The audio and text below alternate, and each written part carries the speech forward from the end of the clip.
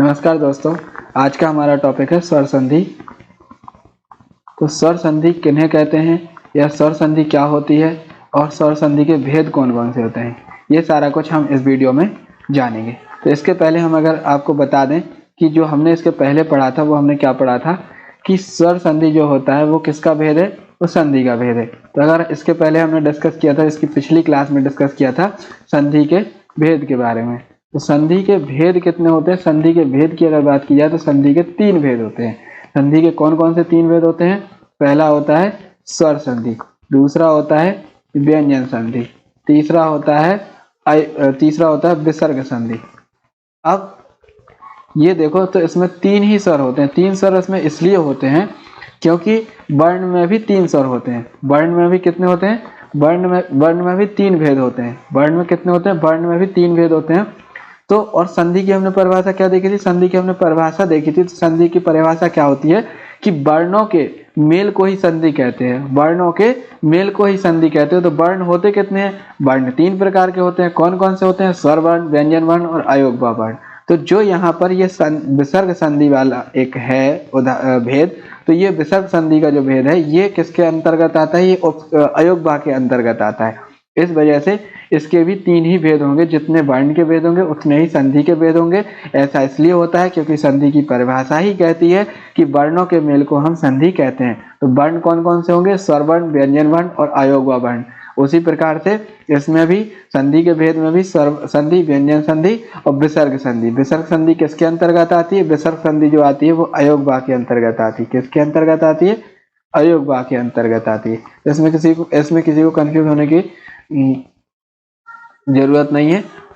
चलिए अब हम अपना टॉपिक शुरू करते हैं। हमारा टॉपिक क्या है? स्वर संधि। तो हम अपना टॉपिक शुरू करते हैं स्वर संधि के बारे में। स्वर संधि के बारे में जानेंगे स्वर संधि होती क्या है। तो सबसे पहले अगर बात की जाए तो इसका पहला पॉइंट देखो स्वर संधि के बारे में कि स्वर संधि होती क्या है। तो जहां पर स्वर संधि में जहां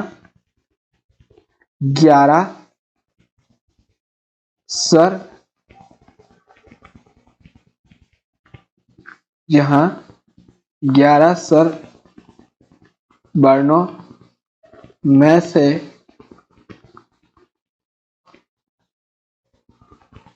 किन्हीं 2 वर्णों का मेल हो, उन्हें क्या कहा जाता है? उन्हें स्वर संधि कहा जाता है। उन्हें क्या कहा जाता है? स्वर संधि। जहां पर दो वर्णों का मेल होगा, 11 स्वर होते हैं तो उनमें से 2 वर्णों का मेल होगा तो वो क्या कहलाएगी? स्वर संधि कहलाएगी। यहाँ पर 2 वर्ण नहीं, 2 स्वर वर्ण, जहां पर 2 स्वर वर्णों का मेल होगा वहां क्या कहलाएगी? वहां स्वर संधि कहलाएगी। अब स्वर वर्ण होते कौन कौन से हैं? तो स्वर वर्ण हमने वर्णमाला का जब टॉपिक पढ़ा था तब भी देखा था।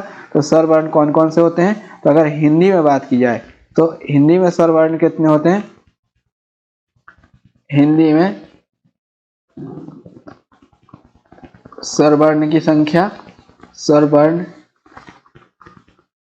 की जो संख्या होती है वो कितनी होती है? वो 11 होती है। कौन कौन से होते हैं? तो अगर बात की जाए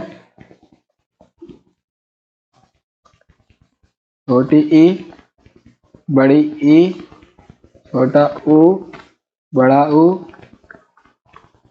री, ए, आई,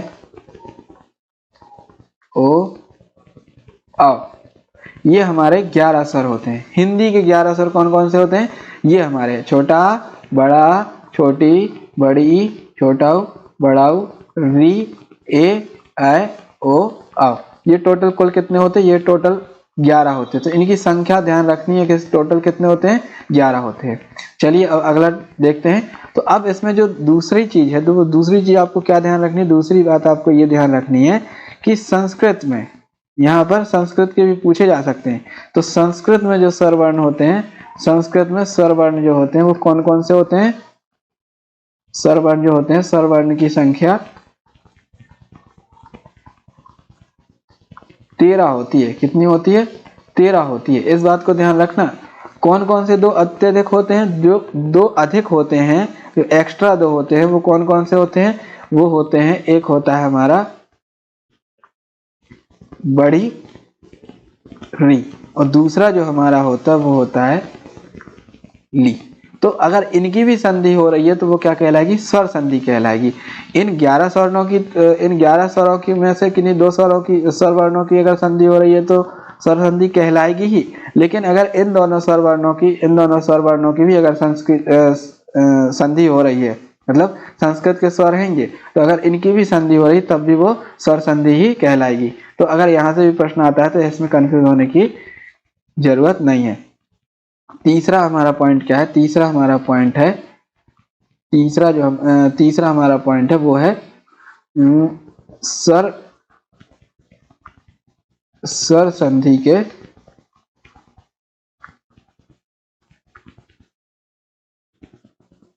भेद। तो स्वर संधि के कितने भेद होते हैं? स्वर संधि के 5 भेद होते हैं। स्वर संधि के 5 भेद होते हैं। अब स्वर संधि के कौन कौन से 5 भेद होते हैं? तो यहाँ पर हेडिंग डालो, स्वर संधि के भेद। स्वर संधि के भेद,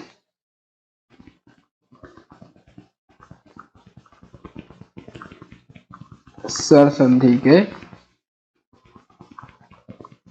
भेद। तो स्वर संधि के कितने भेद होते हैं? स्वर संधि के 5 भेद होते हैं। कितने? स्वर संधि के 5 भेद होते हैं। कौन कौन से होते हैं? तो पहला जो भेद होता है वो होता है, पहला होता है यण संधि। पहला जो होता है वो होता है यण संधि। दूसरा जो होता है वो होता है दीर्घ संधि। दूसरा जो होता है वो होता है दीर्घ संधि। दूसरा जो होता है वो होता है दीर्घ संधि। तीसरा जो होता है वो होता है गुण संधि। तीसरा होता है गुण संधि। चौथा होता है हमारा वृद्धि संधि। वृद्धि संधि। पांचवा हमारा होता है अयादि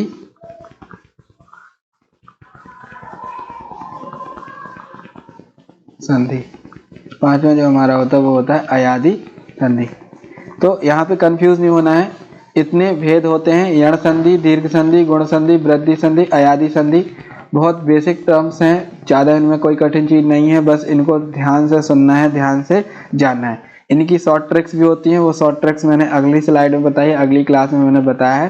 तो उन शॉर्ट ट्रिक्स में क्या होता है कि जैसे यण संधि कहाँ होगी, तो अगर वो यण संधि कहाँ होगी, यण संधि की अगर बात की जाए तो जहां पर ऐसे 2 वर्ण हो गए, कौन कौन से? या, रा और बा। ऐसे 3 वर्ण हो गए, या, रा, बा, और इन 3 वर्णों का अगर वहां पर मेल हो रहा होगा और इन 3 वर्णों के पहले अगर कोई आधा व्यंजन है तो वहां पर कौन सी संधि आएगी? वहां पर यण संधि आएगी। दीर्घ संधि कहाँ आएगी? दीर्घ संधि की अगर बात की जाए तो जहां पर एक जैसे 2 स्वरों का मेल होगा वहां पर दीर्घ संधि आएगी।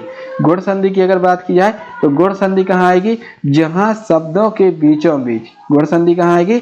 जहां शब्दों के बीचों बीच एक मात्रा ए और ऐ की आएगी, एक मात्रा ए और ऐ की आएगी, वहां पर क्या होगी? वहां पर गुण संधि होगी। और अगर बात की जाए वृद्धि संधि की तो वृद्धि संधि कहाँ आएगी? तो जहां पर शब्दों के बीचों बीच ऐ, मतलब ऐ, यहाँ पर शब्दों के बीचों बीच ऐ और औ की 2 मात्राएं होंगी, वहां पर क्या होगी? वहां पर वृद्धि संधि होगी। अब अयादि संधि की बात की जाए तो अयादि संधि के में या और बा, इन 2 व्यंजन, जहां पर भी ये 2 जो व्यंजन है, ये 2 वर्ण होंगे बीचों बीच, और ये 2 वर्ण बीचों बीच होंगे, और इनके पहले पूरा व्यंजन होगा। ये हम आगे उदाहरण के रूप में बताएंगे। बस यहाँ पे समझने वाली बात क्या है, यहाँ पर दीर्घ संधि क्या होती है? एक जैसे स्वरों का मेल, वो क्या कहलाती है? दीर्घ संधि। यण संधि क्या कहलाती है? यण संधि वो कहलाती है जहां पर या, रा और बा। और दूसरी कंडीशन क्या है? और दूसरी कंडीशन इसमें क्या रखनी है? और दूसरी कंडीशन ये रखनी है कि इनके पहले, इन 3 वर्णों के पहले क्या होगा? आधा व्यंजन होगा। इन 3 वर्णों के पहले क्या होगा?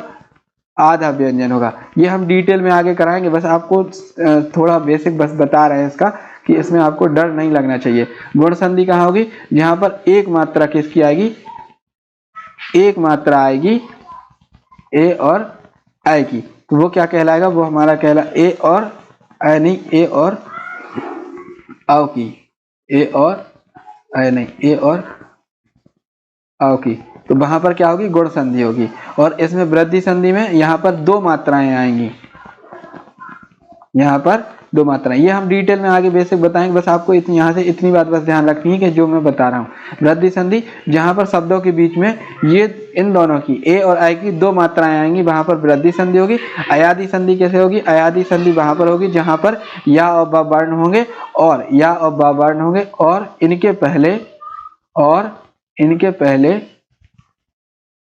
पूर्ण व्यंजन होंगे। इनके पहले क्या होगा, पूर्ण व्यंजन होंगे, मतलब पूरे व्यंजन होंगे। अगली क्लास में हमने इनको डिटेल में बताया है, तो आप जाके अगर आपको पढ़ना है तो इनको डिटेल में एक एक करके जान लीजिए। तो यण संधि को मैं अलग से एक विस्तार पूर्वक हमने बताया है, तो उसमें आपको जो ये वाली कंडीशन है, जो ये शर्त है, ये शर्त भी वहां पर फॉलो करके बताई है कि ये होती क्या है। तो अगर आपको इंटरेस्ट है और आपको वीडियो अच्छा लगा है तो आप अगली क्लास में जरूर पढ़िएगा। तो हमने अभी इस वीडियो में क्या जाना, हमने इस वीडियो में जाना स्वर संधि के बारे में। तो स्वर संधि की बात अगर की जाए तो स्वर संधि क्या होती है, जहां पर 11 स्वर वर्णों में से किन्हीं दो स्वर वर्णों का मेल होगा, वहां पर क्या होगा, वहां पर स्वर संधि होगी। हिंदी में स्वर वर्ण की संख्या कितनी होती है, हिंदी में स्वर वर्ण की संख्या 11 होती है। और संस्कृत में स्वर वर्ण की संख्या कितनी होती है, संस्कृत में स्वर वर्ण की संख्या 13 होती है। स्वर संधि के भेद कितने होते हैं, स्वर संधि के जो भेद होते हैं वो होते हैं, स्वर संधि के जो भेद होते हैं 5 होते हैं। कौन कौन से होते हैं, यण संधि, दीर्घ संधि, गुण संधि और वृद्धि संधि। अब एक बात आप लोग ध्यान रखो कि यहाँ पर एक बात जो ध्यान रखने वाली बात है वो क्या है कि यहाँ पर या, रा और बा आया है, कहाँ पर, पहली वाली यण संधि में। अब या, रा और बा ये तो वो होते ही नहीं, तो जो या, रा और बा की बात अगर की जाए तो यहाँ से जो या और बा होता है ये क्या है, ये आधे व्यंजन है। या और बा क्या है, ये आधे व्यंजन है, ठीक है। और आधे व्यंजन के साथ साथ इनमें अगर देखा जाए, आधे व्यंजन तो ये हैं ही, वो आधे स्वर ये हैं, सॉरी, ये अगर इनकी बात की जाए तो ये क्या है, आधे स्वर हैं, आधे स्वर तो हैं ही, लेकिन इनमें जो इनके साथ क्या लगा होता है, इनके साथ स्वर लगा होता है।